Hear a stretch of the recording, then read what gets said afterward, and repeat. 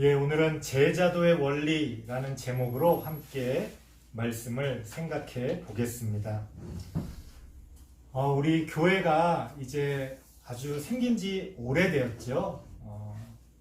물론 다른 더 오래된 그런 종교들도 있겠습니다만 우리 기독교의 역사 가운데서 생각해 봤을 때 우리 교회도 만만치 않게 또 오랫동안 지금까지 이어져 오고 있습니다. 뭐든지 이제 오래되다 보면 처음에 그런 어떤 순수한 그런 어떤 단순함들은 조금씩 사라지고 좀 어떤 복잡한 그리고 다양한 어떤 그런 구조들이 이제 생겨나게 됩니다. 그러다 보면 우리도 모르게 우리 안에서 어떤 뭐랄까요, 나쁘게 말하면 이렇게 위계라고 할 수도 있겠는데요. 좋게 이야기하면 어떤 단계들이 이렇게 생겨나게 되는 것 같습니다. 예를 들어서 우리가 누구나 이해하고 납득할 수 있는 어떤 그런 교회 안에서의 그런 어떤 단계들을 보면요. 첫 번째는 교인이 존재할 수 있습니다. 교인이라는 건 뭐죠? 그냥 교회를 다니는 사람이에요. 그냥. 아마 초대교회 때는 그런 어떤 교인이라는 개념이 거의 없었을 겁니다. 왜냐하면 그때는 박해도 있었고요. 교인이 된다는 것 자체가 굉장한 어떤 많은 것들을 희생하는 결심이 있어야 되기 때문에 사실은 그 교인이라는 것이 따로 존재하는 게 아니라 사실은 더 우리가 이따가도 말씀드리겠습니다만 더 어떤 깊은 단계로 곧바로 그렇게 나아가게 됩니다. 하지만 오늘날 이 현대 문화 가운데서는 여러 가지 단계 가운데 교인이 존재하는데요. 그것은 그저 교회만 다니는 사람이에요. 믿음도 없을 수도 있고 혹은 여러 가지 다른 목적을 가지고 있을 수도 있습니다. 하지만 어느 교회에 등록을 해서 그 교회를 다니는 거죠. 꼭 나쁘게 생각되어지지는 않습니다. 이제 교인으로부터 이제 시작을 해서 이렇게 또 다음 단계로 이렇게 성장해 가는 거니까 나쁜 건 아닙니다만, 만약 누군가가 평생을 교인에 머물러 있다면 사실은 그게 무슨 의미가 있을까? 그런 생각을 또 해보게 됩니다. 자, 이제 교회를 어느 정도 다니다 보면 어느 정도일지는 모르겠지만 이제 믿음이라는 것들이 생기게 됩니다. 혹은 내가 이제 믿어야 되겠다라고 하는 어떤 그런 마음들 가운데서 세례도 받고 성경 공부도 하고 이런저런 교회 활동들을 하게 됩니다. 그러면 어느 단계로 넘어가게 되느냐? 이제 성도라고 불릴 수 있는 단계로 넘어가게 됩니다. 그런데 이제 이 성도라는 게 이제 거룩할 성자에 물이 도자를 쓰거든요. 거룩한 물이라는 거죠. 그러니까 성도라는 건 사실은 많은 무리 가운데 들어가 있는 나의 모습을 상상하면 됩니다. 그러니까 어떤 군중 같은 느낌이죠. 그래서 우리는 그 어떤 무리 가운데 이렇게 가만히 들어가서 내 자신을 숨깁니다. 그리고 내 마음이 어떤지 그렇게 깊이 고민하지 않고 그냥 남들이 하는 대로 적당히 따라가는 거예요. 교인보다는 더 성장했을 수 있겠지만 여전히 그냥 남들 하는 정도로 남들이 하는 걸 보면서 적당히 그렇게 신앙생활을 하는 겁니다. 적당히 교회를 나가고 적당히 헌금을 하고 적당히 봉사를 하고 적당히 그리스도인으로서의 모습을 보여줍니다.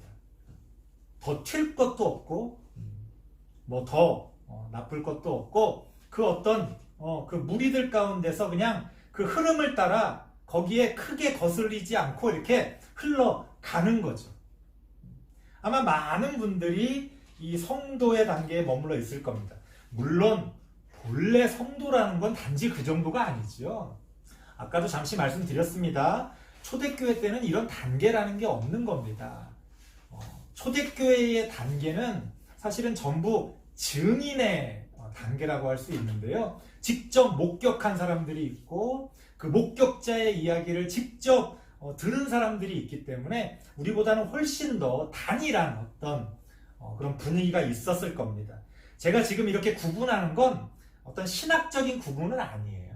그냥 제 경험에 의해서 또 우리들의 일반적인 경험에 의해서 좀 이렇게 나눠볼 수 있지 않겠느냐, 그런 차원에서 말씀을 드리는 겁니다. 그러니까 뭐 성도라는 게 그렇게 뭐 나쁜 의미에서 말씀드리는 게 아니고 어떤 발전의 단계로 봤을 때 그런 게 있는 것 같다. 처음엔 그냥 교회만 왔다 갔다 하는 그런 교인의 단계라면 그 다음엔 좀 그래도 성도라고 불릴 수 있는 그래도 이렇게 남들만큼 뭔가 이렇게 하고 남들만큼 어떤 믿음을 이렇게 가져가려고 하는 그런 단계가 있다는 거예요. 그러면 자, 많은 사람들이 여기에 머물러 있는데 사실은 그 다음 단계가 있다는 거죠. 그게 뭐냐면 제자의 단계라는 거예요.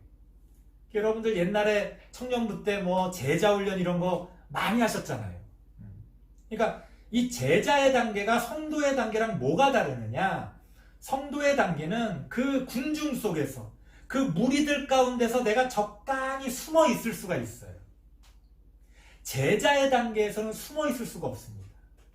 하나님이 우리에게 직접 말씀하세요. 이게 뭐냐면 그 학교 다닐 때 그런 거 있잖아요. 선생님이 뭐 이렇게 질문하지 않습니까? 자, 이거 아는 사람 이렇게 질문해요. 그럼 다들 고개를 푹 숙이고 그 무리들 가운데 적당히 이렇게 숨는 거죠. 뭐 이렇게 뭐 무슨 얘기들이 나옵니다. 뭐 글쎄요, 뭐 모르겠어요, 뭐 하는데 뭐 그냥 웅성웅성 합니다만 그 무리 가운데 적당히 숨어 있는 거예요. 그럴 때 이제 그 무리들 가운데 숨어 있는 단계에서 이제 선생님이 한 사람을 지목합니다. 예를 들어서 오늘이 17일이면 뭐라 그래요? 17번 이러면 이제 숨을 수가 없는 거죠. 그러면 그 지목을 받은 사람은 도망갈 수가 없는 거예요. 그 순간에 대답을 해야 되는 겁니다. 내가 알든 모르든 도망갈 수가 없어요. 무리 가운데 숨어 있을 때는 내가 아는지 모르는지가 안 중요합니다. 왜? 그냥 적당히 숨어 있으면 되니까 뭐 알든 모르든 무슨 상관이야. 알 수도 있고 모를 수도 있지만 별로 그런 거 신경 안 써요. 하지만 지목이 되면 어떻게 됩니까? 내가 안다는 거, 내가 모른다는 게 아주 중요해지죠. 도망갈 수가 없습니다. 대답해야 됩니다. 잘 모르겠습니다. 압니다. 그리고 그게 틀렸는지 맞았는지 판단을 받게 됩니다. 제자의 단계라는 건 그런 거예요. 그래서 사람들은 제자가 되는 걸 부담스러워합니다. 이거는 누가 뭐라고 이야기해서 신앙생활하는 게 아니에요. 목사님이 뭐 새벽 예배를 나와라, 뭐 금요기도회를 나와라, 뭐 헌금을 내라, 주일 성수를 내라, 또 그런 말을 듣고서 우르르 움직이는 게 아니에요. 내가 하나님 앞에서 어떤 믿음을 가지고 살아갈 것인지에 대한 고민과 그런 어떤 응답이 있어야 한다는 거예요. 이게 제자의 단계입니다. 자, 오늘 말씀드리고 싶은 건 거기서 한 단계 더 나아갑니다. 이걸 제가 또 좀 세분화 시켰어요. 뭐냐면 제자가 그저 제자에만 머물러 있다면 그것도 문제가 된다는 거예요. 그래서 그 제자에서 그 다음 단계로 나아가는 것을 제가 제자도라고 부르겠습니다. 제자도라는 건 우리말로 번역을 하면 제자의 길, 제자가 나아가야 할 어떤 방향들, 삶들, 그런 것들을 이야기하는 겁니다. 왜 이 제자도의 단계를 말씀드리느냐? 제자가 앞서 교인과 성도를 지나갈 때만 해도 그 다음 단계로서의 제자였는데 제자가 되고 나니까 그 제자들 안에서 또 교인처럼 돼버린다는 거예요. 그저 성도처럼 돼버린다는 거예요. 그냥 어느 하나에 머물러 버린다는 거예요. 어릴 때 청년부 때 배웠던 성경 지식 거기서 요만큼도 성장하지 못합니다. 어릴 때 그저 좀 젊을 때 뜨겁게 믿었던 하나님의 모습에서 그 하나님에 대한 지식이 요만큼도 성장하지 못하는 거예요. 제자라는 이름만 있지 또 그저 왔다 갔다 그저 남들 하는 대로 적당히 하는 거예요. 그래서 제가 그 다음 단계를 말씀드리는 겁니다. 제자도라는 게 있다는 거예요. 왜? 그 제자가 제자에 머물러 있지 않고 성장하고 발전하고 나아가야 할 그런 어떤 제자의 길이 있다는 거예요. 그래서 제자도를 말씀드리는 겁니다. 오늘은 그런 제자도의 원리에 대해서 두 가지를 살펴보려고 합니다. 이렇게 제자도의 원리 두 가지를 살펴봄으로써 제자도가 무엇인지, 나는 어떤 제자의 길을 걸어가야 하는지에 대해서 함께 좀 오늘 고민을 해보려고 합니다. 첫 번째 제자도의 원리는요, 온전함입니다. 온전함. 19절 말씀 같이 한번 읽어볼까요? 마태복음 8장 19절입니다. 시작. 한 서기관이 나와 예수께 아뢰되 선생님이여 어디로 가시든지 저는 따르리다. 아멘. 한 서기관이 예수님께 나와서 지금 내가 당신의 제자가 되겠습니다 하고 지금 요청하고 있는 거예요. 이야기하고 있는 겁니다. 서기관이 어떤 사람이냐? 당시 대제사장들과 견줄 수 있을 만큼 많이 배우고 또 다른 사람들을 가르칠 수도 있는 그런 위치에 있는 높은 지위를 가진 종교 지도자예요. 그 사람들을 서기관이라고 합니다. 자, 그런 높은 사람이 지금 예수님께 제자가 되겠다고 찾아온 겁니다. 놀라운 일이죠. 원래 예수님의 제자들은 대부분 누구였어요? 좀 그렇게 많이 배우지 못하고 뭐 오늘로 치면 서민, 노동자 그런 사람들이 대부분이었고 뭐 사업을 하는 사람도 있고 여러 가지 세상에서 여러 가지 경영을 하는 그런 사람들도 있고 뭐 공무원들도 있었습니다만은 뭐 그렇게 대단히 높은 자리에 있는 사람들이 예수님을 따랐던 것은 아니었어요. 하지만 웬일입니까? 한 서기관이 예수님께 나와서 내가 당신의 제자가 되겠습니다 라고 이야기하는 거예요. 아주 파격적이고 놀라운 일이죠. 또한 그 서기관으로서는 대단한 결심을 하는 그러한 어떤 모습일 수 있을 겁니다. 근데 문제는 뭐냐? 그가 단지 예수님을 선생님으로 여기고 있었다는 거예요. 이게 무슨 얘기냐? 그 앞서 8장의 내용들을 살펴봐도 우리가 알 수 있습니다만 예수님의 제자들이나 혹은 예수님에게 어떤 도움을 요청하는 사람들은 예수님을 뭐라고 부르느냐? 주라고 부릅니다. 주님이라고 부릅니다. 한번 살펴볼까요? 우리 지난번 몇 번에 걸쳐서 치유의 기적들 살펴보지 않았습니까? 8장 2절 보세요. 8장 2절. 한 나병 환자가 나와 절하며 이르되 주여 원하시면 저를 깨끗하게 하실 수 있나이다 하거늘.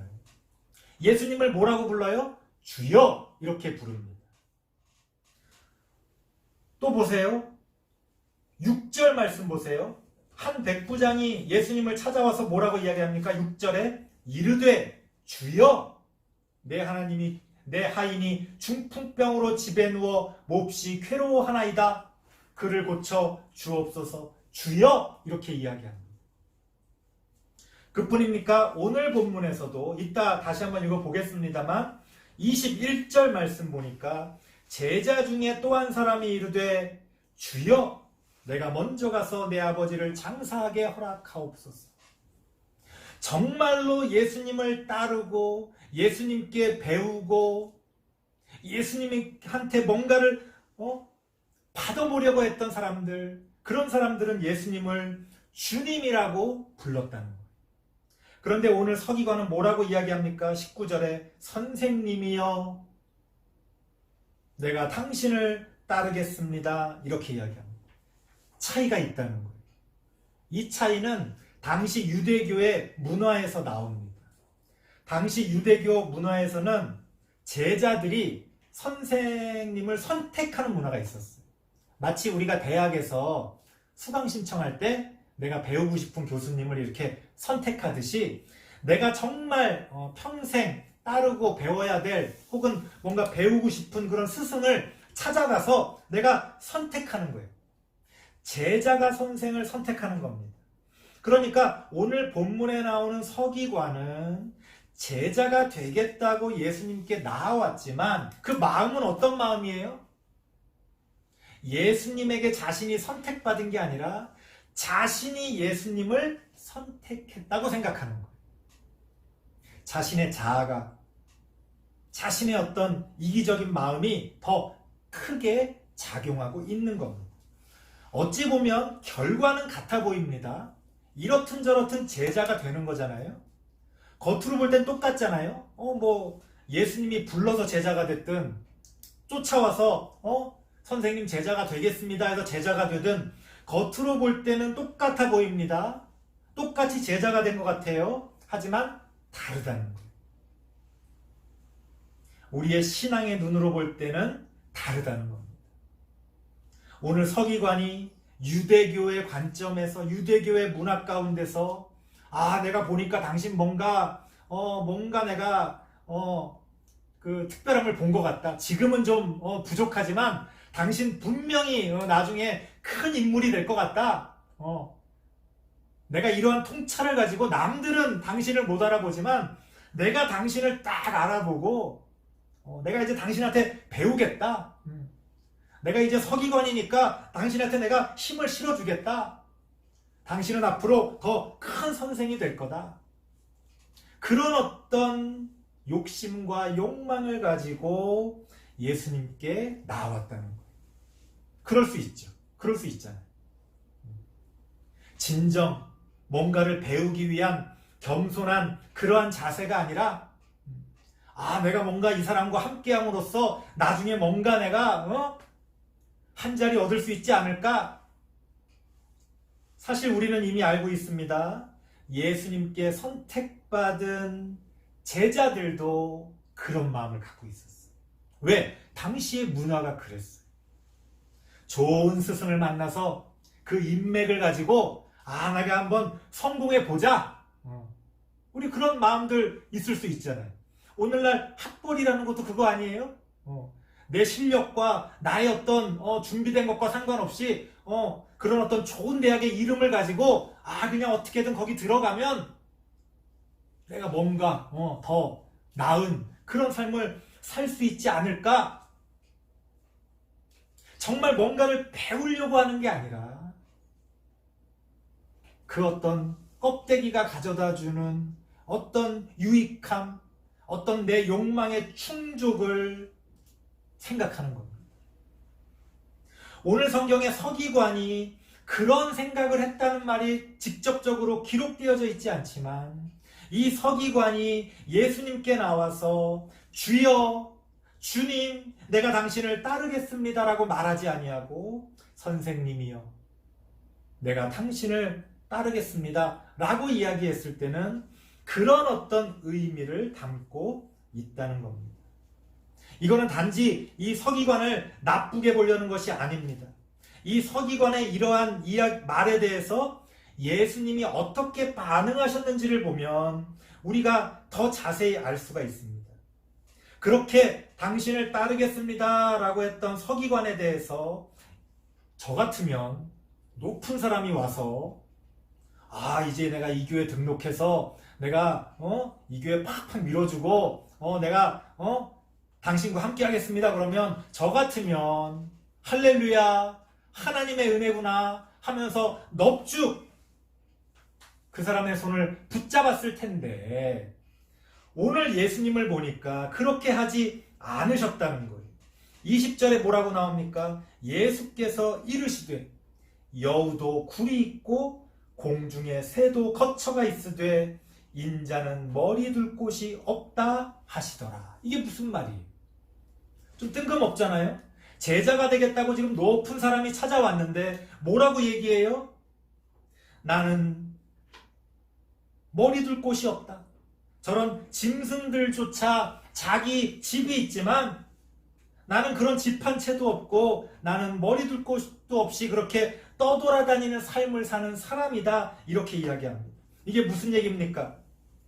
자신을 따라 제자가 되는 그 길에 만사형통이나 부귀영화는 없다는 거예요.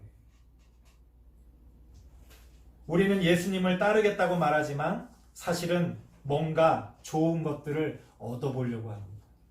정말 진리에 관심이 있어서 정말 구원에 대한 간절함을 가지고 그렇게 예수님께 나오는 것이 아니라 뭔가 원하는 게 있어요.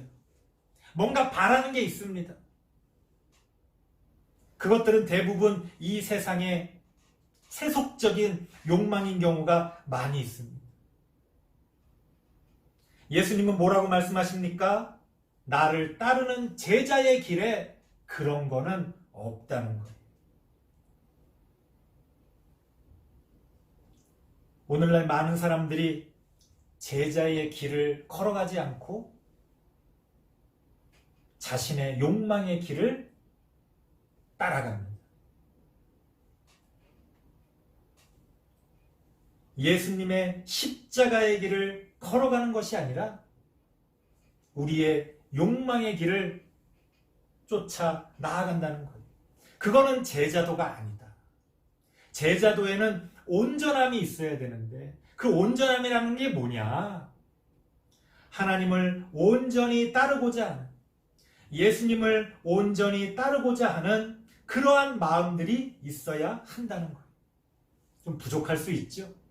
좀 느리고 지금 당장은 넘어져 있을 수 있지만 그럼에도 불구하고 우리의 마음의 중심이 어디를 향하고 있느냐, 무엇에 관심을 가지고 있느냐, 거기서 제자도가 결정됩니다. 제자도는 우리의 그러한 마음이 온전히 예수 십자가의 그 길에 가 있어야 한다고 우리에게 가르쳐 줍니다. 두 번째 제자도의 원리는요, 긴급함입니다. 긴급함. 21절 말씀 읽어보겠습니다.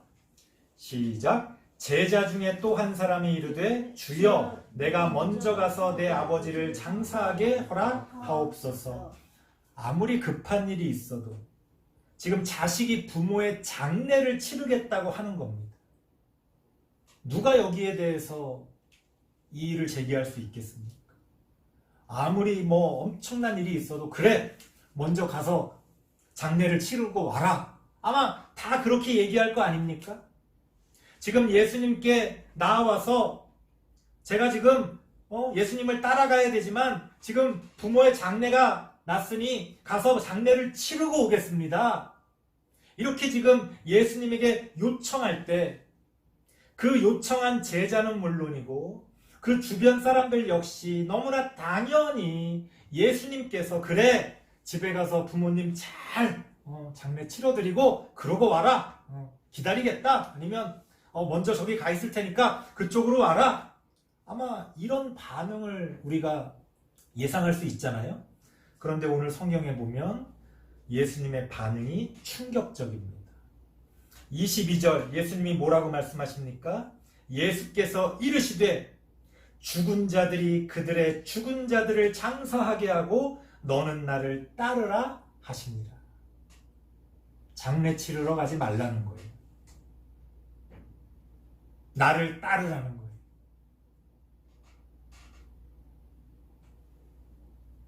도대체 이걸 우리가 어떻게 받아들여야 될까요? 어떤 분들은 이거를 그냥 아주 문자 그대로 받아들여서 주일날 예배 드릴 때조차도 예배 드리지 말고 장례 치르러 이렇게 예배 드리지 않고 장례 치르러 가는 게 아니라 예배를 드려야 된다. 뭐 이런 차원에서 이거를 해석하는 경우도 있어요. 그건 너무나 성경을 그냥 문자 그대로 너무 낮은 차원에서 해석하는 거지. 오늘 여기서 이야기하는 건 장례 치르지 말고 교회 가라, 그런 뜻이 아니고 제자도에 대해서 말씀하고 계시는 거예요. 냉정하게 들릴 수 있지만 예수님께서 이렇게 우리에게 말씀하시는 이유에 대해서 우리가 고민해 봐야 됩니다. 많은 학자들이 이게 좀 말이 안 되잖아요. 예수님이 너무 냉정하게 보이고 너무 비인간적으로 보이지 않습니까? 그러니까 이 신학자들이 여기에 대해서 뭐 온갖 얘기를 했어요. 뭐 어떤 건 좀 그럴듯하기도 하고 어떤 거는 뭐 제가 보기에도 좀 고개가 갸웃거려지기도 하지만 뭐 하여튼 뭐 5개, 6개, 7개 뭐 다양한 해석들이 이렇게 나옵니다. 뭐 여기서 그런 이런저런 해석들을 다 말씀드릴 필요 없을 것 같아요. 제가 생각할 때 오늘 이 예수님의 말씀의 의미는 구체적으로 뭐 이게 왜 이런 말씀을 하셨느냐 이걸 따질 게 아니고 그 제자의 그러한 말에 대해서 지금 상황이 어떤 상황이냐면 18절 말씀을 보면 지금 예수님이 어떤 목적을 가지고 갈릴리 호수를 지금 건너려고 하는 지금 그 순간이에요. 지금 배를 준비해서 지금 이제 그 갈릴리 호수를 건너서 그 건너편으로 가서 하나님 나라의 복음을 전파해야 되는 그런 지금 상황입니다. 예수님에게는 남은 시간이 많지가 않아요. 제자들은 예수님이 평생 자신들과 함께 하면서 뭔가 좋은 것들을 함께 누릴 줄 알았겠지만 예수님은 알고 계셨죠. 나에게 남아있는 시간이 얼마 없다는 걸 알고 계셨어요.